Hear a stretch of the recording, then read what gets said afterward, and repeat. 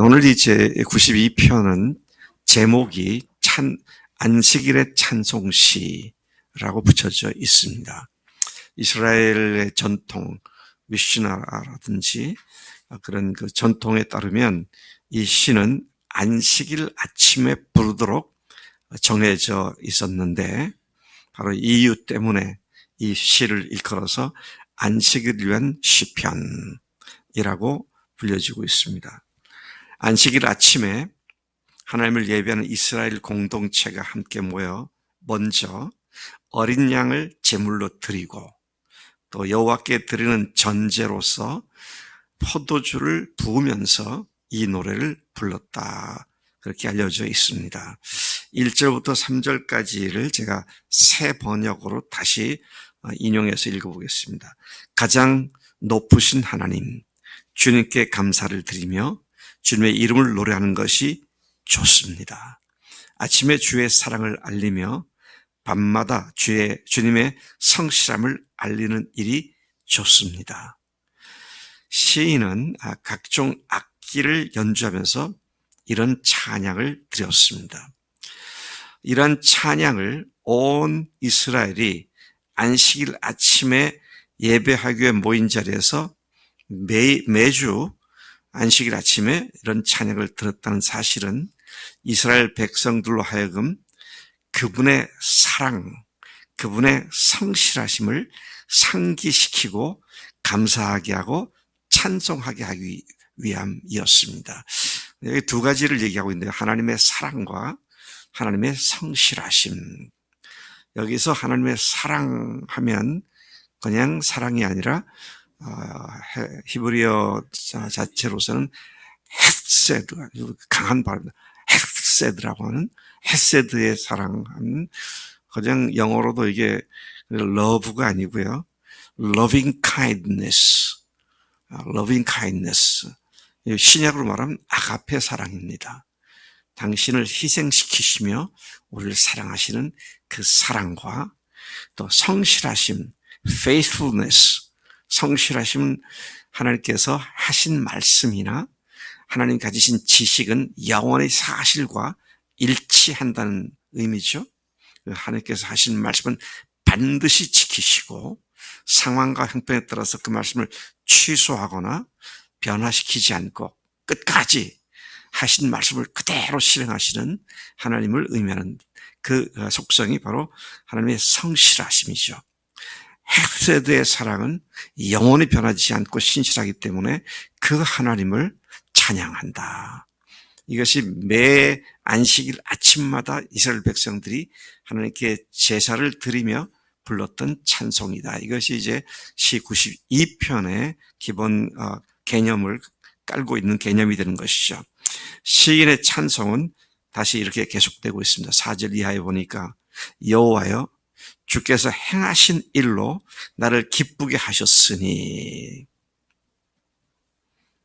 여러분 기쁘단 말이 나오죠. 주님께서 행하신 일로 나를 기쁘게 하셨습니다. 네, 여러분 주님께서 행하신 일은 우리가 아무리 심한 고통 가운데 있어도 그게 주님이 하고 계시는 일이구나.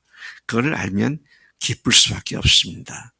하나님께서는 바울의 마지막 생애 언저리에 그 평생을 헌신한 그를 로마 감옥에 갇혀 2년 가까이 지내도록 허용하셨습니다.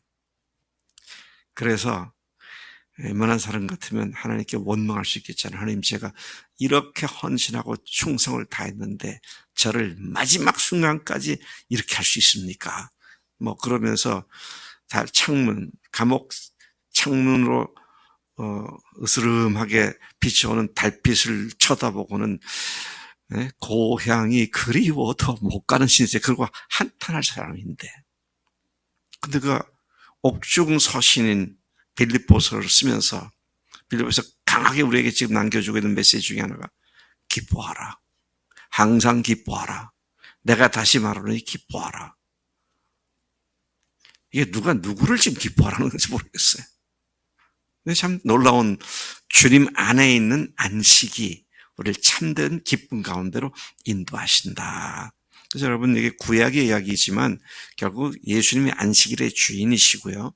그분 안에만 안식이 있기 때문에, 그래, 그분이 주시는 안식은 고통과 또 얼마 안 있으면 목 잘림을 당하는 참수형을 당하는 그런 순교의 자리에 가기 바로 직전임에도 불구하고 거기에서 오히려 교인들을 보고 기뻐하라고, 감사하라고, 하나님께 영광을 돌리는 그런 삶을 살라고 권고할 수 있었는데, 그 이유가 뭡니까?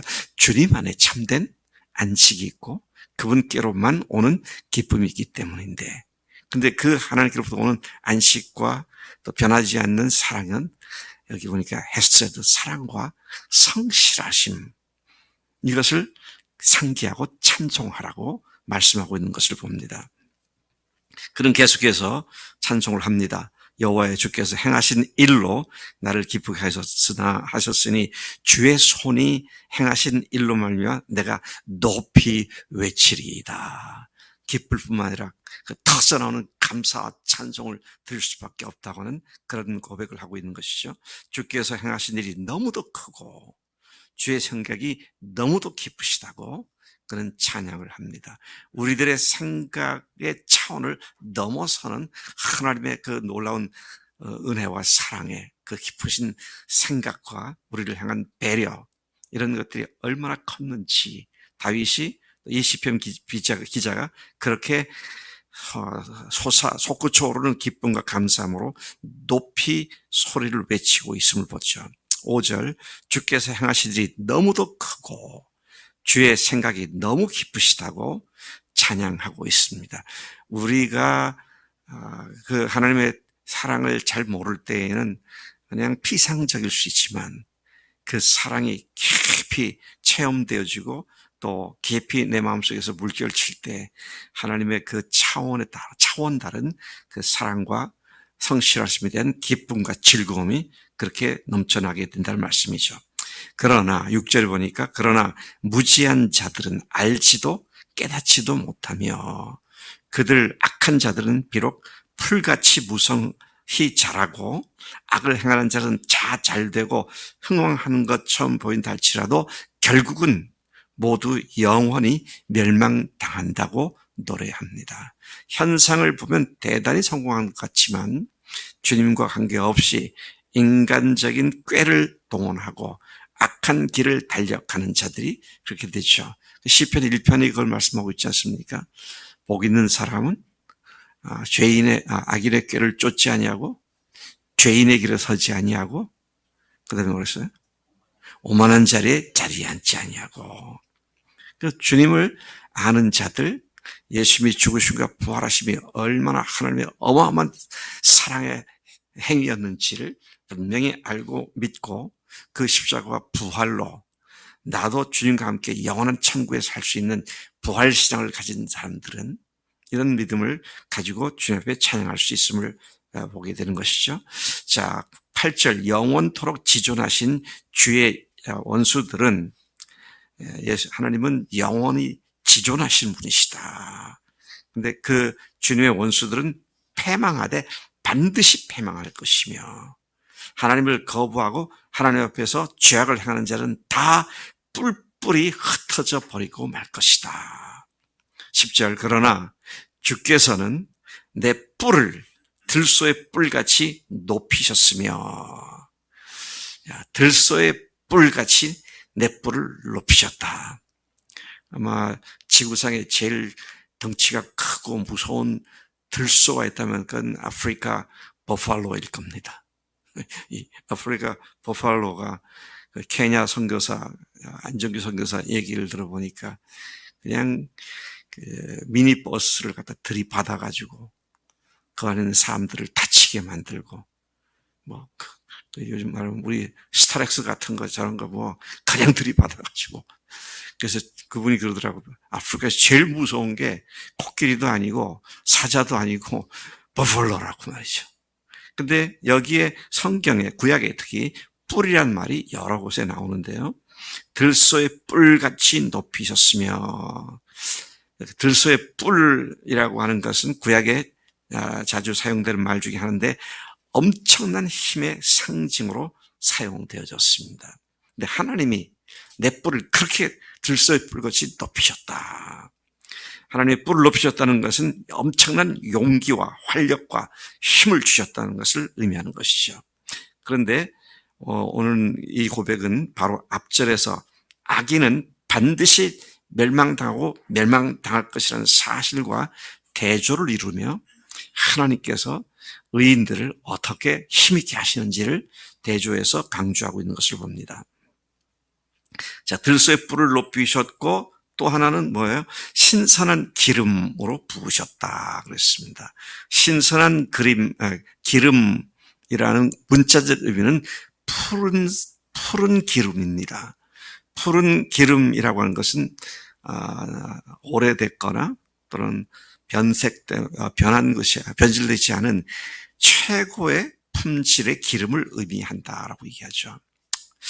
자, 기름을 붓는다는 말은 구약에서는 선지자나 대제사장이나 또 왕으로 세울 때 하나님께서 대중 앞에 공개적으로 알리는 그 의식 중에 한 중요한 순서였음을 보게 되죠. 그런데 본문에서는 그런 의미보다는 시인의 기쁨으로 충만했던 사실을 표현하는 것으로 보여집니다. 그것은 그 뒤에 나온 말씀에 보면 그것이 구체적으로 설명되고 있습니다. 11절에 보니까 시인은 원수들이 보응받는 것을 자신의 눈으로 직접 보며 시인 자신을 대적하여 일어나 치는 행악자들이 보응받는 것을 자신의 귀로 직접 들었다고 노래합니다. 그런데 그러한 악인들과는 달리 22절에 보니까 의인은 두 나무에 비유했어요. 종려나무 같이 번성하며 레바논의 백향목같이 성장하리로다. 이 두 나무의 공통된 특징이 있다면 푸르름입니다. 푸르름이에요. 제가 이스라엘 갔을 때 그냥 메마른 그런 광야 같은 늘 말라 있죠, 거기도. 근데 푸른 곳이 보이면 꼭 스프링클러로 물을 공급하는 농장 있는 데거나 아니면 종려나무, 높은 대추야자라고도 하고요. 종려나무, 팜트리죠. 예, 그런 것들이 그 메마른 광야에 우뚝우뚝 서 있는 걸 보면서 참 저놈은 대단한 놈이구나. 제가 그런 생각을 했었는데 그걸 연상시키는 표현이죠. 종려나무 같이 번성하며. 여기 종려나무로 되어 있습니다만 대추야자가 많이 있더라고요. 근데 대추야자의 한 송이, 대추야자는 길쭉이 요만한 것들이지만 그게 송이 다발로 달려 있거든요. 근데 한 송이, 한 다발이 100kg 내지 200kg입니다. 기가 막힌 열매들이에요. 그런 게 종려나무 위에 거의 윗분에 가서 이게 축축 들어져 있죠. 자, 그것이 번성한다. 또, 레바논의 백향목 하면 모든 수종의 최고의 품종으로서 백향목을 들고 있는데, 늘 항상 푸르름, 싱그러움, 무성한 생산력, 한없이 왕성한 힘, 영원성 등의 의미를 가지고 있는데, 의인을 하나님께서 그렇게 세우신다. 하나님께서 의인에게 그러한 푸르고 풍성한 열매를 맺고 결코 망하지 않게 하심을 확신하는 그런 찬송인 것이죠. 13절, 의인이 여호와의 집에 심겨지고 궁전 경내에서 무성하게 자라는 나무에 비유되고 있습니다. 네. 하나님의 집 성전에 그리고 왕궁에 무성하게 자라나는 나무에 비유되고 있다.